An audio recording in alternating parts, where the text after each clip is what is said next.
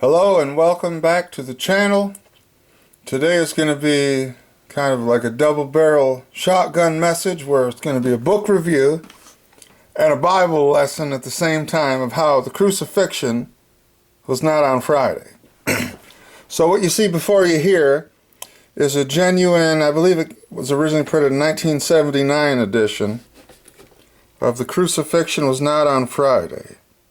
I'll post links in the description box below, and you can read it in the PDF format or print it out if you'd like. And then this is a fake one. This is a butchered down version where this has two parts. That bookmark in between the divider and the, but this doesn't have any parts. So there's a part 1 and part 2 to this one. This one was put out after the original crew of the Worldwide Church of God who printed these. After they all died off, they started editing the hell out of them before eventually just stopping distributing them anyway. And that's the risks you take online, but then you find out how to determine the real from the genuine. So the real deal, the crucifixion was not on Friday. And it was written by Herman L. Hay. That, you pronounce his last name Hay, I believe. He was one of the first 4 graduating students in Ambassador College. I believe it was 1952. I think the first class enrolled in like 1947, something like that, 48. I think it's 47. Anyways, he was one of Mr. Armstrong's top students that put out a lot of good booklets. Easter Sunday does not commemorate the resurrection. Christ did not die on a Good Friday.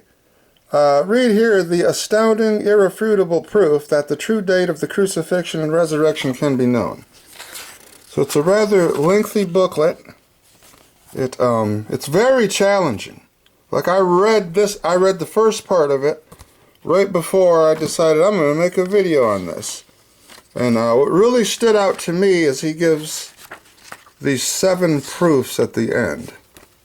He talks a lot about the Hebrew calendar, the lunar calendar, the dates of Passover. And if you look there, see the Catholic cult brags how they were founded in 33 AD. And in 33 AD, the Passover was on a Friday.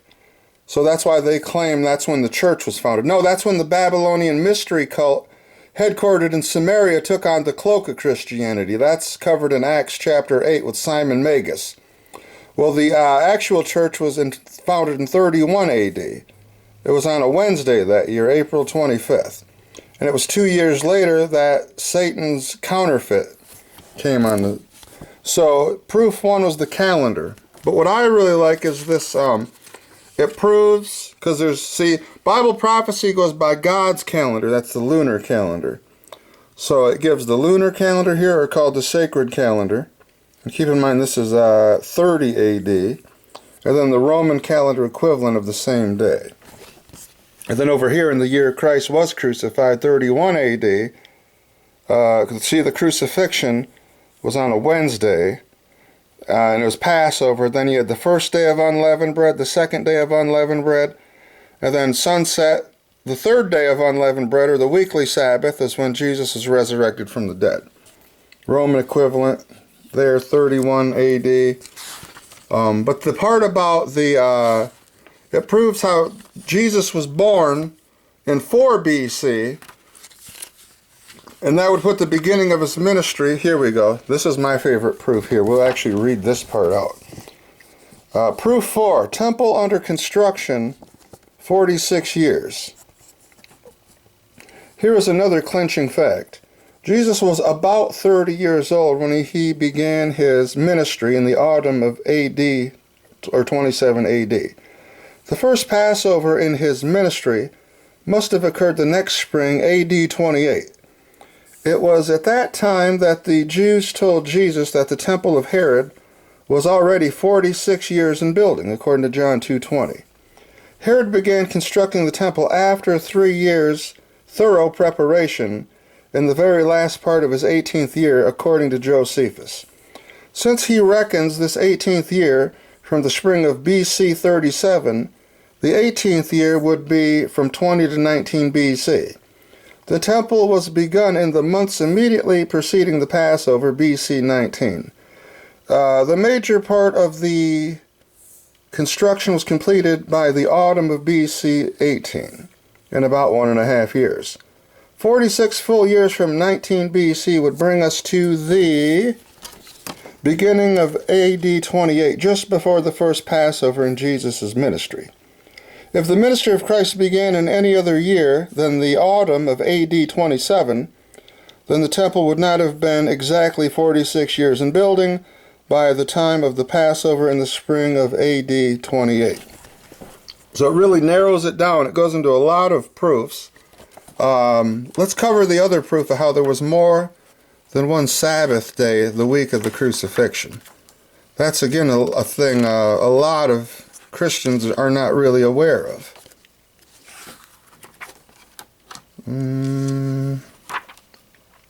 Because it quotes from, here, I'll just show it to you. If you have this Bible, this is the, I don't even know if I'll get into that. That's just a fake butchered version that really cuts out all the details. But the Farrar Fenton translation, notice this. If you turn to Matthew 28, where's it at? I'm looking at for 28 verse 1. I'm really not a fan of Roman numerals. There we go. Right where my bookmark was. So right here, it's Matthew 28 verse 1. Farrar Fenton proves there was more than one Sabbath. It says, after the Sabbaths, toward the dawn of the day, following the Sabbaths, again plural, Mary the Magdalene and the other Mary came to examine the tomb.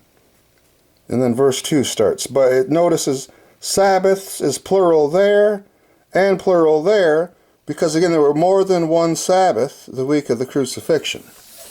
If you look down here at the footnote, it says, the Greek original is in the plural, Sabbaths, which is retained. See, and it's like the only translation of the Bible, as far as I know, that has it correct. This next part is error, though, and I'll show you where this part's wrong. Readers should remember that all 7 days of the Paschal week were Sabbaths, quote-unquote, in the old Hebrew calendar. Now, that's not true. There was the days of unleavened bread. There was the Passover. That wasn't a Sabbath, but the first day of unleavened bread and the 7th day of unleavened bread are Sabbaths, not all 7 of them. So I'll show you that here. Here, I'll go in handheld mode just to show you. Oh, that casts a shadow. Alright, so we're in Leviticus. Let's do the King James. Here we go, Leviticus 23. So Leviticus 23 lists all of God's holy days. The 7th day Sabbaths mentioned here. Then it goes into the 7 annual Sabbaths. So let's just start in verse 1. And the Lord spake unto Moses, saying, speak unto the children of Israel, and say unto them, concerning the feasts of the Lord, which ye shall proclaim to be holy convocations. That means an Sabbath. Annual, or not annual, why do I keep saying annual? Because there's the weekly and the annual. Even these are my feasts. 6 days shall work be done, but the 7th day is a Sabbath of rest, a holy convocation.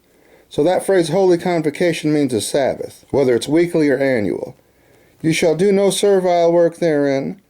It is the Sabbath of the Lord in all your dwellings. And that's the 7th day of the week, that what the world calls Saturday today. And we know that because ever since there was no manna the 7th day, the Jews have preserved God's calendar for us, according to Romans chapter 3, verses 1 and 2. So from verse 4 onward, mentions the annual Sabbaths. So these are the feasts of the Lord, even holy convocations, talking about Sabbaths, which ye shall proclaim in their seasons. In the 14th day of the first month at evening is the Lord's Passover, and in the 15th day of the same month is the feast of unleavened bread unto the Lord. 7 days ye must eat unleavened bread. See, the unleavened bread is a 7-day festival, But not all 7 days are Sabbaths, only the first and the last. Notice this. In the first day, talking about the first day of unleavened bread, ye shall have a holy convocation, see, or a Sabbath. Ye shall do no servile work therein, but ye shall offer an offering made by fire unto the Lord 7 days. In the 7th day, see now the 7th day of unleavened bread is a holy convocation or a Sabbath. You shall do no servile work therein. So notice from the Bible, unleavened bread is a 7-day festival, but only the first day and the 7th are actually Sabbaths, not all 7 of them. So it was actually the first day of unleavened bread. I put out this little chart. So originally I just had it as notes, but perhaps you can glean from it. Let me put it on this tray so I can get my finger out of the way. There. All right, so you got Wednesday. John 13 covers that, but that actually was the Passover. Jesus actually celebrated the Passover, what the world would call Tuesday night tonight. And Jesus was slain as the New Testament Passover lamb. And then, see what Jesus did. He didn't do away with the Passover. He showed us how to keep the New Testament Passover the New Testament way. That's why he's called the way, right? He showed us the way. He didn't do away with it. And then Thursday was the first day of unleavened bread, or the annual Sabbath. That's the Sabbath that followed the crucifixion. Again, the first day of unleavened bread, and we just read that in Leviticus 23. Or a high day Sabbath. If you look up John 19:31, it says that Sabbath day was a high day. That means an annual Sabbath that can fall on any day of the week because it's on a fixed calendar date on God's sacred calendar. And then it was this Sabbath, if you read Mark 16:1, this was the Sabbath that the women rested before they bought spices. Because then on Friday, the women actually bought the spices and prepared them on the second day of unleavened bread. And we just read Matthew 28:1. That proves there was more than one Sabbath out of the Farrar Fenton translation. All right, so Friday, see, was the day between the two Sabbaths. And so, see, Jesus was buried Wednesday before sunset. Then you had the first day of unleavened bread. That was an annual Sabbath. Friday, that was the second day of unleavened bread.